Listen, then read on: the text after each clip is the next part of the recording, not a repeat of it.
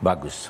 Yang pertama, tidak ada suatu ajaran yang ingin disampaikan pada suatu masyarakat kecuali bahasa yang digunakannya adalah bahasa yang difahami oleh masyarakat itu. Anda mau ajak orang Indonesia pada satu ajaran, yang paling bagus pakai bahasa Indonesia yang difahami. Jangan pakai bahasa Inggris kalau dia tidak paham. Ya kan? Nah, itu satu dulu kita lihat. Nah, ini Al-Quran turunnya di mana? Di Mekah. Di Mekah, di Medina. Masyarakatnya bahasa apa? Arab. Jadi kalau begitu wajar dong kalau bahasa Arab. Karena diturunkan di sana. Karena di sana. Tapi saya tidak mau jawab hanya sampai di situ. Saya ingin jawab lebih rinci begini. Karena ini orang masih bisa berkata, kenapa dia tidak turun di Amerika? Panjang jadi jawabannya. Kenapa tidak di Inggris? Kenapa tidak di Australia? Kenapa Itu nggak kan di semuanya Indonesia? ada orang di sana. Maka pertanyaan berikutnya adalah, kalau ada suatu ajaran yang ingin ditujukan kepada semua penjuru, di mana sebaiknya dimulai? Apa di ujung atau di ujung timur atau di tengah? Ya? Mestinya di tengah.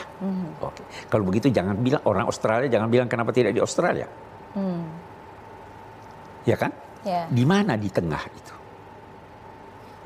Tengah itu kita bicara umum lagi, di timur tengah. Di mana ada jalur yang bisa mengantar Anda ke barat, ke timur, ke selatan, ke utara. Ke seluruh penjuru ya. Ke seluruh penjuru. Dengan mudah, apalagi pada masa di mana alat-alat transportasi dan informasi masih sangat terbatas. Timur Tengah. Bisa di Irak, bisa di Mesir, bisa di Iran, bisa di Yaman. Itu Timur Tengah. Nah, waktu itu di Timur Tengah, bahkan di dunia, ada dua superpower, kekuasaan besar, Persia dan Romawi. Nah, Persia menyembah api, Romawi menganut ajaran Kristen, katanya beragama Kristen, walaupun akhlaknya bukan akhlak yang diajarkan oleh Nabi Isa. Kekuatan. Seandainya Islam yang mengajar tauhid ini muncul di Persia, kira-kira akan dibiarkan oleh penguasa? Tidak. Kalau muncul di Romawi? Tidak. Dia harus cari satu wilayah di tengah yang belum dikuasai oleh Persia dan Romawi.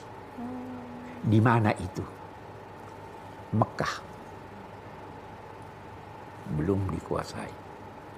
Jadi dia harus dari Mekah dong. Masyarakatnya iya kan? Mekah itu oleh Al-Quran dinamai Ummul Qura, pusat bumi. Nah, sekarang di Mekah, kan banyak orang di Mekah. Kenapa Nabi Muhammad? Karena orang yang paling terpercaya pada masa turunnya Al-Quran adalah Nabi Muhammad. Wajar enggak? Dia bahasa Arab. Nah, masyarakat yang diajar ini, yang diajak ini berbahasa Arab, Al-Quran turun dalam bahasa Arab, apalagi bahasa Arab itu diakui oleh semua ahli adalah bahasa yang paling kaya yang dikenal oleh umat manusia. Dia membedakan antara laki dan perempuan. Ya. Dia membedakan antara tunggal, jamak, dan dual. Dia kosakatanya banyak sekali. Nah, jadi jelas, saya pernah katakan, kalau Anda berdiri lantas Anda diminta duduk, beda kata yang digunakan apabila Anda baring dan diminta duduk. Ada kata uqud, ada kata ijlis. Yang satu kalau Anda baring disuruh duduk, yang satu kalau Anda berdiri disuruh duduk. Nah, jadi dia berbahasa Arab karena itu, supaya jelas. Artinya, kalau bahasa Indonesia boleh jadi tidak jelas. Boleh jadi bahasa Jawa lebih jelas dari bahasa Indonesia. Karena bahasa Jawa kaya. Nah, masyarakat yang sudah mengerti di sini itu bisa menyampaikan kepada yang lain, tetapi penyampaiannya kalau dalam bahasa lain tidak seperti penyampaian Al-Quran.